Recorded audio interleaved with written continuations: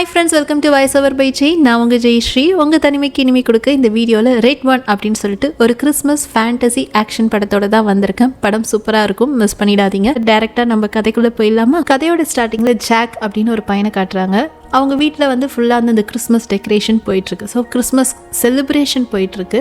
அப்போ இந்த பையன் அங்கேருந்து ஒரு கீ எடுத்துகிட்டு போய் மேலே இருக்கக்கூடிய ஒரு க்ளோசெட் ஓப்பன் பண்ணி தன்னோட ஒரு ஃப்ரெண்டு கிட்ட தான் காட்டுறான். இந்த மாதிரி சாண்டா கிளாஸ்னு ஒருத்தர் இல்லை, இவங்க தான் கிஃப்டெல்லாம் வாங்கி வச்சு சாண்டா கொடுத்ததா நம்ம கொடுக்குறாங்க, அதையா நம்புறீங்க அப்படின்னு கேட்க, அங்கே அந்த பையனுடைய அங்கிள் வந்து அந்த பசங்களெல்லாம் அனுப்பி விட்டுட்டு ஜாக் கிட்ட பேசுறாரு. ஏன்டா இப்படி பண்ணிட்டு இருக்க அப்படின்னு கேட்க, சாண்டா கிளாஸ்னு ஒரு ஆள் இல்லை, அவர் எப்படி உண்மையான ஆளாக இருக்க முடியும்? ஒரே நாள் நைட்டில் இத்தனாயிரம் குழந்தைங்களோட வீட்டுக்கு போயிட்டு கிஃப்ட் அவரால் வைக்க முடியுமா என்ன அப்படின்னு கேட்க, அதுக்கு அந்த அங்கிள் சாண்டா கிளாஸ் உண்மையானவர், நல்ல பசங்களுக்கு கண்டிப்பா அவங்க கேட்ட கிஃப்ட்டை கொடுப்பாரு, ஆனா வந்து நாட்டியான பசங்களுக்கு, குறும்பு பண்ற பசங்களுக்கு கொடுக்க மாட்டாரு அப்படின்னு சொல்ல, அப்படி ஒரு சாண்டா கிளாஸ் வந்து எனக்கு கொடுக்கவே தேவையில்ல, நான் குறும்பு பண்ற பையனா தான் இருப்பேன் அப்படின்னு சொல்லிட்டு அவன் அங்கே இருந்து போக, இப்ப அப்படியே அந்த சீன் கட் ஆயிட்டு 30 வருஷத்துக்கு அப்புறம் வளர்ந்த ஜாக்க காட்டுறாங்க. யாருன்னு தெரியுதா? நம்மளுடைய கேப்டன் அமெரிக்கா கிறிஸ் எவன்ஸ் தான். சோ இப்ப இவர் அந்த வளர்ந்த ஜாக்கா இருக்காரு. அந்த நாட்டின சீனை இவர்கிட்ட இருந்து போகல. இப்ப இவருடைய வேலை என்னன்னு பாத்தீங்கன்னா திருட்டுத்தனமா டேட்டாஸை வந்து திருடுறது. சோ அதை திருடுறதுக்கோசரம் தான் இப்ப போறாரு. அதுக்கு ஒருத்தங்களுடைய ஆக்சஸ் கார்டு வேணும். அவங்க அங்க வெளியில வந்துட்டு இந்த ஜும்பா மாதிரி ஏதோ ஆடிட்டு இருக்க அந்த இடத்துல ஒரு ஃபயரை கிரியேட் பண்ணிட்டு அந்த லேடியோட ஆக்சஸ் கார்டை எடுத்துட்டு போறப்போ ஒரு குழந்தை பாத்துருது. அந்த குழந்தைய என்ன பாக்குற அப்படின்னு சொல்லி கேட்டுட்டு நேரா அந்த ஆபீஸ்க்குள்ள அந்த ஆக்சஸ் கார்டை யூஸ் பண்ணிட்டு போயிட்டு இவர்கிட்ட இருந்த ஒரு டிவைஸை அங்க இருக்கக்கூடிய ஒயர்ல சொருவிட்டு வந்துடுறாரு. ஸோ அங்க டிரான்ஸ்மிட் ஆகிற எல்லா டேட்டாவையும் இவர் வந்துட்டு வெளியில இருந்து ஹேக் பண்ண முடியும். ஸோ இந்த மாதிரி எல்லாம் பண்ணி தான் இவர் பணம் சம்பாதிக்கிறாரு. ஸோ இப்போ இவர் வந்து ஒரு பவுண்டி ஹண்டர் அண்ட் யாருன்னே தெரியாத ஒரு முதலாளிக்கோசரம் வேலை செய்யறவர் அப்படின்ற மாதிரி காட்டிட்டு அவர் எங்கேருந்து இந்த டேட்டாவை கலெக்ட் பண்றாரு அப்படின்ற அந்த ஆஃபீஸ் பேரை காட்டுறாங்க. இது ஒரு ஓஷன் அண்ட் ஜியோலாஜிக்கல் அட்மினிஸ்ட்ரேஷன், அதாவது இந்த புவியியல் சம்பந்தப்பட்ட விஷயம், கடலை சம்பந்தப்பட்ட விஷயங்களை பற்றின டேட்டாஸ் எல்லாம் வந்துட்டு கலெக்ட் பண்ணக்கூடிய ஒரு ஆஃபீஸ். ஸோ அதுலேருந்து தான் இவர் இப்போ டேட்டாவை திருட போறதா நமக்கு காட்டி முடிச்சு அப்படியே கட் பண்ணி இப்போ ஒரு மாலில் காட்டுறாங்க. பெரிய கியூ நிற்கிது. அங்கே ஒரு சில பேர் அந்த மிட்டாயெல்லாம் திருடிட்டு இருக்காங்க, ஒருத்தன் கேண்டில் திருடிட்டு இருக்காங்க. இது எல்லாத்தையும் நம்மளுடைய ராக், இந்த படத்தில் இவருடைய பேர் வந்து கேலம். ஸோ சாண்டா கிளாஸோடைய பாடி கார்டு அவர் நின்று பார்த்துட்டு இருக்காரு. சாண்டா கிளாஸ்க்கு செக்யூரிட்டி வேலை பண்ணிட்டு இருக்காரு. அப்போ 4 குழந்தைங்க வந்து சிப்ஸ் எல்லாம் கொடுக்க, அதெல்லாம் செக் பண்ணி பார்த்து தான் சாண்டா கிளாஸ்க்கு சாப்பிடவே கொடுக்குறாரு. அப்போ ஒருத்தன் வந்துட்டு இந்த வீடியோலாம் போடுவாங்களே, மக்கள் அவ்வளோ பேர் லைன்ல இருக்கும்போது இவன் மட்டும் நடுவில் போயிட்டு இந்த மாதிரி நான் சாண்டா கிளாஸை பார்த்துட்டேன், ஹாய் சொல்லுங்க பாய் சொல்லுங்கன்னு சொல்லவே, அங்க வந்து நம்ம கேலம் என்ன சொல்றாரு, பாரு லைன்ல வரணும், உனக்கு முன்னாடி நிறைய பேர் வெயிட் பண்றாங்க, டோன்ட் கட் த லைன் அப்படின்னு சொன்னதுக்கு அப்புறமா அவன் கேட்க மாட்டான். அதே கொஞ்சம் மொறப்பா சொல்லவே, சரி பாஸ் நான் போயிடுறேன்னு சொல்லிட்டு அவன் ஓடி போக குழந்தைங்களெல்லாம் பார்க்க வச்சுட்டு ஒரு வழியாக அந்த விசிட்டிங் எல்லாம் முடிச்சுட்டு சாண்டா கிளாஸும் இந்த கேலமும் பேசிக்கிட்டு வராங்க. வந்தவங்க நேராக எங்கே வராங்கன்னு பார்த்தீங்கன்னா ஒரு மிலிட்டரி பேஸ்க்கு வராங்க. அங்கே இவங்க கிளம்புறதுக்கான எல்லா செட்டப்பும் இருக்கு. எல்லாரும் ஃப்ளைட்டில் கிளம்புனா இவங்க மட்டும் அந்த ரேஞ்சர் இருக்கக்கூடிய காட்டில் பெரிய பெரிய மான் கொம்பு வச்சுக்கிட்டு இருக்கும் இல்லைங்களா, அதில் தானே சாண்டா கிளாஸ் வருவாரு. அதே வண்டி தான், பட் பின்னாடி வந்து அந்த பழைய இந்த பல்லக்கு மாதிரி இல்லாமல் ஒரு பெரிய ஒரு ஃப்ளைட் மாதிரி இருக்கு, ஜெட்டு மாதிரி இருக்கு. அதில் நம்மளுடைய கேலமும் சாண்டா கிளாஸும் கிளம்பி ஒரு டெலிபோர்ட் மூலமா என்ன பண்றாங்கன்னா அவங்களுடைய நார்த் போல், அவங்களுடைய ஹோம் வந்து நார்த் போல்ல இருக்குன்னு தானே நமக்கு ஒரு நம்பிக்கை, அங்க போறாங்க.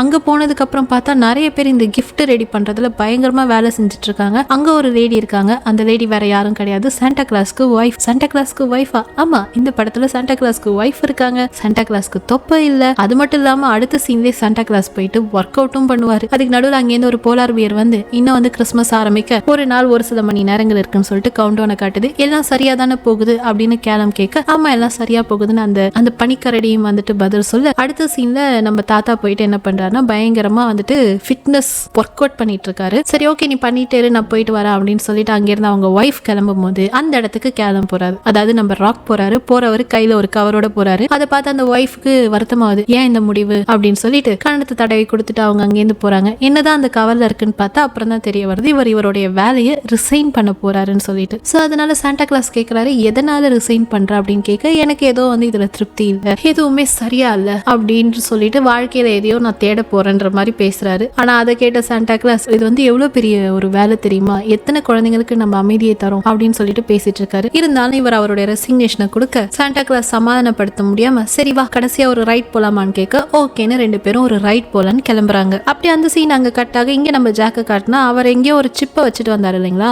அந்த சிப் மூலமா இவருக்கு ஒரு டீட்டெயில் கிடைக்குது. என்னன்னு பார்த்தா ஒரு குறிப்பிட்ட லொகேஷன் ஒரு குறிப்பிட்ட கோஆர்டினேட்ல சாண்டாவுடைய ஹோம் வந்து இருக்கிறதா இவருக்கு காட்டுது. அதை கண்டுபிடிச்சிட்டாரு. அதை வந்து இவருடைய முகம் தெரியாத முதலாளி இருக்காருல்ல, அவருக்கும் வந்துட்டு அந்த கோஆர்டினேட் அனுப்பி வைக்க அவங்க உடனே இவருக்கு பல்கான ஒரு அமௌண்ட் அனுப்பி வைக்க பயங்கரமா சந்தோஷமாயிட்டு ஆஹா ஓஹோன்னு கத்திக்கிட்டு அந்தாண்ட போய் ரெஸ்லிங்க பாக்குறாரு. பட் அந்த ரெஸ்லிங்ல இவருடைய ஆள் வந்து, அதாவது இவர் சப்போர்ட் பண்ணிட்டு இருந்தாலும் தோத்துட்டார் போல. இந்த மாதிரி அவர் கத்தி அவர் என்னத்தை பண்ணி வச்சிருக்காருன்னு தெரியாம அவர் அங்க சந்தோஷமா இருக்க கட் பண்ணி அடுத்த சீன்ல ஒரு குரூப் ஆஃப் இன்ட்ரூடரை காட்டுறாங்க. அவங்க எல்லாரும் இந்த சாண்டாவோடைய வீடு எங்க அப்படின்னு தேடிக்கிட்டு போறாங்க, பயங்கரமான கன்னெல்லாம் வச்சுக்கிட்டு. சோ அந்த மாதிரி அவங்க அங்க தேடி வர்றது இங்க இருக்கிற சாண்டாவோடைய வீட்டுல தெரிய வந்துடுது. ஏதோ ஒரு சந்தேகத்துக்குண்டான ஆளுங்க உள்ள வராங்க, ஒரு குறிப்பிட்ட லைட் உள்ள வருது அப்படின்னு சொல்லிட்டு இந்த கேலம் கண்டுபிடிக்க சாண்டாவை காப்பாத்துறது இன்னைய நாள் வரைக்கும் இவரோட வேலை தான் இல்லைங்களா. அதனால சாண்டாவை நோக்கி ஓடுறாரு. பட் அதுக்குள்ள என்ன ஆயிடுச்சுன்னா சாண்டா எங்க போனான்னு தெரியல, காணாம போயிட்டாரு. சோ அப்படி அவர் காணாம போயிட்டான்னு தெரிஞ்ச அடுத்த நிமிஷம் எங்க இருந்து வந்துச்சுன்னு தெரியல இப்படி ஒரு வண்டி, அந்த வண்டியை எடுத்துட்டு தாத்தா எங்க போனான்னு சொல்லிட்டு கேலம் தேடிட்டு போக அதுக்குள்ள தாத்தாவை கடத்திட்டு போயிட்டாங்க. அவங்க எங்க கடத்திட்டு போனாங்க அப்படின்றதையும் நம்மளுடைய கேலமால கண்டுபிடிக்க முடியல. இன்னும் கிறிஸ்துமஸ் வரத்துக்கு ஒரு நாட்களும் ஒரு சில மணி நேரமும் இருக்கு அப்படின்றத நோட் பண்ணிக்கோங்க.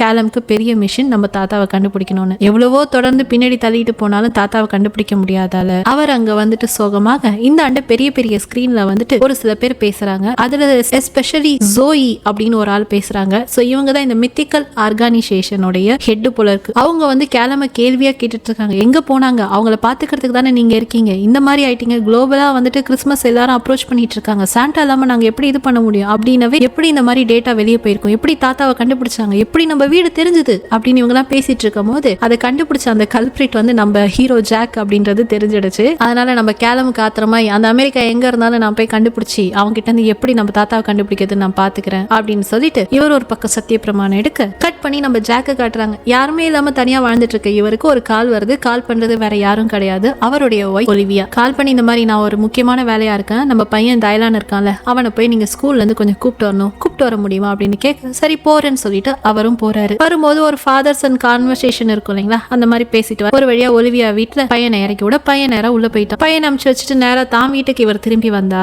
யாரோ ஒருத்தவங்க வீட்டுக்குள்ள இருக்கிறது நம்மளுடைய ஜாக்குக்கு தெரிஞ்சிருச்சு. சோ தெரிஞ்ச உடனே அங்க ஒரு ஃபைட் சீன். சோ 2 பேருமே பயங்கரமான ஹீரோஸ், அவங்களுக்கு என்ன மாதிரி எலிமெண்ட்ஸ் தான் கொடுக்கணுமோ அதை கரெக்டா டைரக்டர் கொடுத்திருந்தாரு. சோ ஃபைட் சீன் எப்படி இருக்குன்றத ஒரு சின்ன ரீகேப்பா காட்டுறேன். சோ இப்படி எல்லாரையும் அடிச்சு கிடிச்சு தம்சம் பண்ணிட்டு எப்படியோ வெளியில போனா அந்த இடத்துல ஒரு லேடி வந்து நெஞ்சிலே வைக்கிறாங்க ஒரு கண்ணை, எலக்ட்ரிக் ஷாக்கு அடிச்ச உடனே அங்கே நம்ம தலைவர் ஃப்ரீஸ் ஆக அவர் அப்படியே ஒரு பொட்டிக்குள்ள அடைச்சு வச்சு எடுத்துட்டு போய் உட்கார வச்சு கேக்குறாங்க, என்னடா பண்ணி வச்சிருக்க, எங்கடா எங்க சாண்டா அப்படின்னு கேட்க, சாண்டாவா அப்படி ஒரு ஆளே கிடையாது, அவரை வேற நான் கிட்னாப் பண்ணனா, என்னை எவன் ஹையர் பண்ணான்னு தெரியாது, ஏதோ ஒரு இடத்தோட கோஆர்டினேட் வேணும்னா அது எனக்கு கிடைச்சது, அதை ஷேர் பண்ண காசு வந்துச்சு முடிஞ்சிடுச்சு அப்படின்னு உடனே நீ இப்படி எல்லாம் கேட்டா பதில் சொல்ல மாட்டேன், இரு எங்க ஆளுங்களை வர வைக்கிறோம்னு சொல்லிட்டு இந்த மித்தலாஜிக்கல் கிரியேச்சர் இருக்கும் இல்லையா, இந்த மாதிரி ஒரு சில கிரியேச்சரை வச்சு நம்ம ஜாக்க பயமுறுத்தி எப்படியாச்சும் உண்மையை தெரிஞ்சுக்கணும்னு ட்ரை பண்றாங்க. பட் அதெல்லாம் கண்டி இவருக்கு அள்ளு விட்டாலும் ஆள் தெரிஞ்சாதானே காட்டி கொடுக்க, அதனால மனுஷன் கம்முன்னு உட்காந்துட்டு இருக்க அவர்கிட்ட வந்து இந்த ஜோயன்றவங்க பேசுறாங்க, சாண்டா கிளாஸ் இருக்கிறது உண்மைடா, அவர் இருக்கிற இடத்த நீ கண்டுபிடிச்சு விட்டுட்ட, அதனால இப்ப யாரோ ஒருத்தவங்க அவங்களை கிட்னாப் பண்ணிட்டு போயிட்டாங்க, அவருக்கு நாங்க வச்சிருக்கிற பேரு ரெட் ஒன், அவரை கண்டுபிடிச்சாகணும் அப்படின்னு சொல்ல,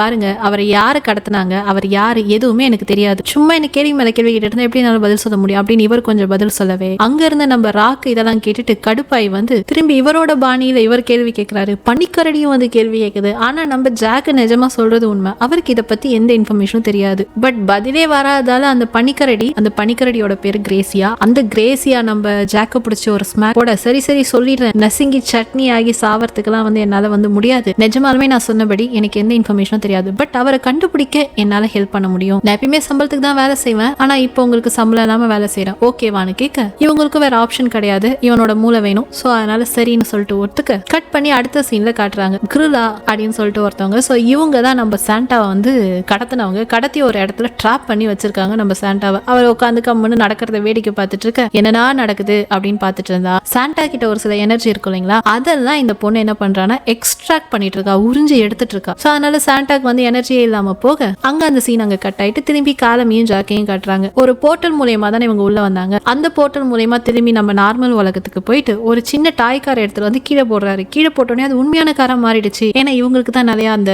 கிஃப்ட் எல்லாம் ரெடி பண்றது தெரியுங்களா. இப்படி ஒரு விஷயத்த ரெடி பண்ண உடனே நம்மளுடைய ஜாக் வாயை பார்க்கணுமே ஆணு பிறந்துகிட்டு ஒழுங்கா அந்த இடத்துக்கு என்ன கூட்டு போ அப்படின்னு சொல்லவே ஒரு கடற்கரைக்கு போறாங்க. அங்கதான் இந்த சாண்டாவை கடத்திட்டு போன அந்த கும்பலோடைய மொத்த ஆளும் இருக்காங்க. சோ அங்க போயிட்டு நம்ம ஆளு ரஃபா கேக்குறாரு, யாரு கேலம் கேக்குறாரு, எங்கடா எங்க சாண்டா அப்படின்னு சொல்லிட்டு. உடனே அங்க என்ன நடக்கும் உங்களுக்கே தெரிஞ்சிருக்கும் பாருங்களேன். ஒரு ஃபைட், காமெடியான ஃபைட் போட்டு அள்ளி கடாசி எல்லாரையும் வந்து துணி துவைக்கிற மாதிரி துவைச்சு விட ஒரு வழியா அங்க இருந்து ஒருத்தன், ஐயா சாமி இதுக்கு மேல எங்க கிட்ட சக்தி இல்ல சொல்லிடுறோம் இரு அப்படின்னு சொல்லிட்டு, அது ஒரு பொண்ணு, அது பேரு கிரில்லா, அவ தான் சாண்டாவை கடத்திட்டு போனா நாங்க சம்பளத்துக்கு வேலை செஞ்சவங்க அப்படின்னு சொல்லிட்டு அந்த பொண்ணோட பேரை வந்துட்டு சத்தமா சொல்லக்கூடாது அப்படின்றதால மண்ணில எழுதி காட்டி இவங்களுக்கு ஹிண்ட் கொடுத்துறாரு. அப்படி ஹிண்ட் கொடுத்த அடுத்த நிமிஷமே அந்த ஆளுக்கு பேய் பிடிச்ச மாதிரி ஆயிடுது. என்னன்னு பார்த்தா அந்த கிரில்லா இருக்கால, அவ வந்து எங்க இருந்தோ இங்க நடக்கிறதெல்லாம் தெரிஞ்சுக்கிட்டு இந்த அடியாள் மேல வந்து பேச ஆரம்பிக்கிறா. சோ அவ பேசுறத வச்சு நம்ம கேலம்க்கு தெரிஞ்சிருச்சு அவ யாருன்னு சொல்லிட்டு. ஆக்சுவலி அவ ஐஸ்லாண்டிக்கோடைய கிறிஸ்மஸ் விச்சா, அந்த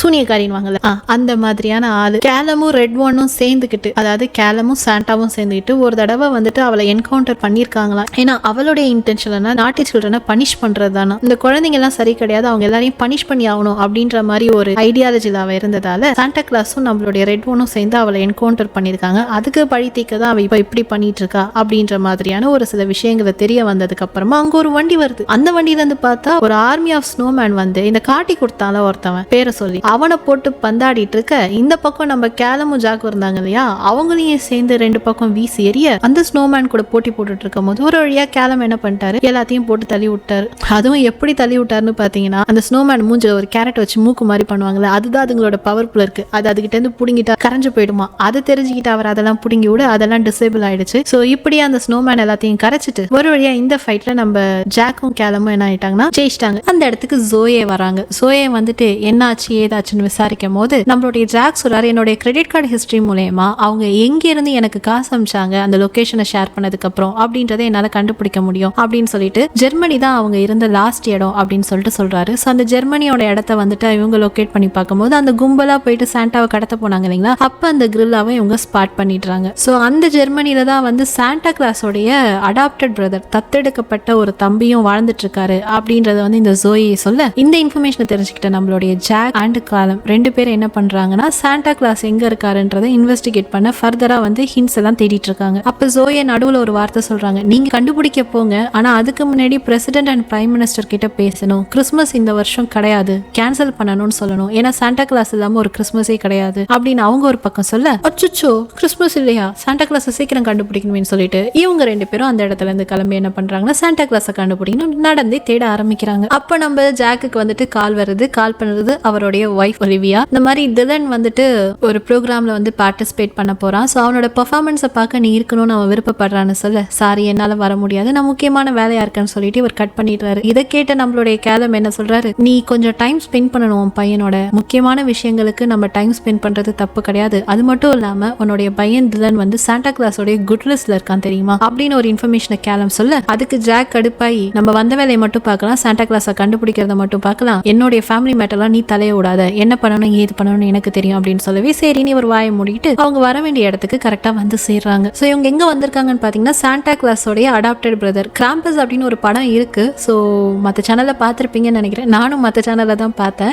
அந்த படத்துல இருக்கக்கூடிய அந்த கிரியேச்சர் பாத்தீங்கன்னா பாதி வந்து ஆடாவும் பாதி வந்து இந்த டீமனாவும் இருக்கும், சாத்தானாவும் இருக்கும். இந்த கிரியேச்சரும் கிறிஸ்மஸ் அன்னைக்கு தான் வரும். ஸோ இவர் என்ன பண்ணுவார்னா இந்த குறும்பு பண்ற பசங்களெல்லாம் வந்துட்டு பனிஷ் பண்ற வேலை இவருக்கு அப்படின்ற மாதிரி ஒரு மெத்து. அதுதான் கேலம் வந்து இப்ப ஜாக் கிட்ட சொல்றாரு. ஒரு வழியா அவருடைய இடத்துக்கு தான் இவங்க ரெண்டு பேரும் இப்ப வந்திருக்காங்க. அப்படியே நடந்து உள்ள போயிட்டு இருக்கும் போது கேலம் இன்னொன்னு சொல்றாரு. ஸோ இந்த மாதிரி ஆரம்பத்துல சாண்டா கிளாஸ் அண்ட் கிராம்பஸ் ரெண்டு பேரும் சேர்ந்தே குழந்தைங்களை வந்துட்டு கிறிஸ்மஸ் அன்னைக்கு சியர் பண்ணணும்ன்றதுதான் வந்துட்டு டியூட்டியா எடுத்தாங்க. ஆனா சாண்டா கிளாஸ்க்கு தெரியாம இந்த கிராம்பஸ் வந்து நாட்டியான பசங்களெல்லாம் வந்துட்டு பனிஷ் பண்ண ஆரம்பிச்சிட்டாரு. ஸோ அது தெரிஞ்சதாலதான் இவரை யாருமே செலிப்ரேட் பண்றது கிடையாது அப்படின்னு பேசிட்டு ஒரு வழியா அவருடைய வீட்டுக்குள்ள போறாங்க. இது கலர்ஃபுல்லா இல்ல, ரொம்ப ஒரு மாதிரி இருளோன்னு தான் இருக்கு. அங்க உள்ள போனதுக்கு அப்புறமா ஃபர்ஸ்ட் கேலம் என்ன சொல்றான்னா, எதையும் தொடாம வா அப்படின்னு சொல்லிட்டு ஜாக் கிட்ட சொல்றாரு. ஆனா சொன்ன அடுத்த நிமிஷமே அங்க இருக்கக்கூடிய நிறைய அந்த வேலையாட்கள்லாம் வந்து நம்ம ஜாக் அண்ட் கேலமும் பிடிச்சிடுறாங்க. காரணம் என்னன்னு பாத்தீங்கன்னா, நம்மளுடைய ஜாக்குக்கு திருடுற பழக்கம் இருக்குல்ல, நாட்டி பையன் இல்லையா, அந்த நாட்டி பையன் சும்மா இல்லாம அங்க இருந்து ஒரு கோல்டு காயின் எடுத்து பாக்கெட் உள்ள போட்டான் போல இருக்கு. அது தெரிஞ்சதால அங்கேருந்து வந்து லபக்குன்னு பிடிச்சிட்டு போயிட்டு ஒரு செல்லுக்குள்ள போட்டு ரெண்டு பேரையும் பூட்டிட்டாங்க. சோ அப்போ நம்ம கேலம் கிட்ட வந்துட்டு ஒரு ரிஸ்ட்ல வந்துட்டு ஒரு டிவைஸ் இருந்தது. அதாவது கிட்டத்தட்ட நம்மளுடைய அந்த ஸ்மார்ட் வாட்ச் மாதிரின்னு வச்சுக்கோங்களேன். அது மூலமா எல்லாரு கூடயும் கனெக்ட் பண்ணி அவர் பேசிக்கிட்டே இருப்பாரு. பட் அதை இப்போ இவங்க ரிமூவ் பண்ணிட்டாங்க. ஸோ அதனால யாருக்கிட்டையும் எதுவும் கான்டாக்ட் பண்ண முடியாதால இவங்க 2 பேரும் அமைதியா அந்த செல்லுக்குள்ளார இருக்க ஒரு வழியா கொஞ்ச நேரம் கழிச்சு இந்த கிராம்பஸ் கிட்ட இவங்க 2 பேரையும் கூப்பிட்டு வராங்க. கூப்பிட்டு வரும்போது கிராம்பஸ் என்ன சொல்லுது, கொஞ்ச நாளைக்கு முன்னாடி அந்த கிரில்லா ஃபர்ஸ்ட் என்கிட்ட தான் வந்தா, என்னோட பவர் எல்லாத்தையும் எடுத்துக்கிட்டதுக்கு அப்புறமா அவளுக்கு ரொம்ப ஈஸி ஆயிடுச்சு அவளுடைய வேலை. அவ வேலை என்னது, என்ன மாதிரி வந்துட்டு நாட்டி சில்ட்ரனை பனிஷ் பண்றது. ஸோ இப்போ அதை பண்ணிட்டு இருக்கா அவ அப்படின்னு கிராம்பஸ் சொல்ல, அதுக்கு கேலம் என்ன சொல்றாரு, நீ ரொம்ப சந்தோஷமா இருக்க, ஆனா அங்க சாண்டாவை கடத்திட்டு போய் வச்சுட்டா சாண்டாவோட பவரையும் அவ எக்ஸ்ட்ராக்ட் பண்ணிட்டு இருக்கா. இப்படியே போச்சுன்னா சாண்டாவோட பவர் ஃபுல்லா போயிடும். ஸோ நம்ம உலகத்தை காப்பாற்ற முடியாது அப்படின்னு சொல்ல, அதை பத்தி எனக்கு எந்த கவலையும் கிடையாது, இவங்களை தண்டிங்க அப்படின்னு கிராம்பஸ் வந்துட்டு ஆர்டர் கொடுக்க உடனே ஜாக் வாயை திறக்கிறாரு. சரி இப்பவே இதை முடிவு பண்ணா எப்படி, ஏதாச்சும் ஒரு போட்டின்னு ஒன்று வச்சு அதனுடைய சுவாரஸ்யத்துல முடிவு பண்ணலாமே, கேலம வந்து உங்களால ஜெயிச்சிட முடியுமா அப்படின்னு கேட்க,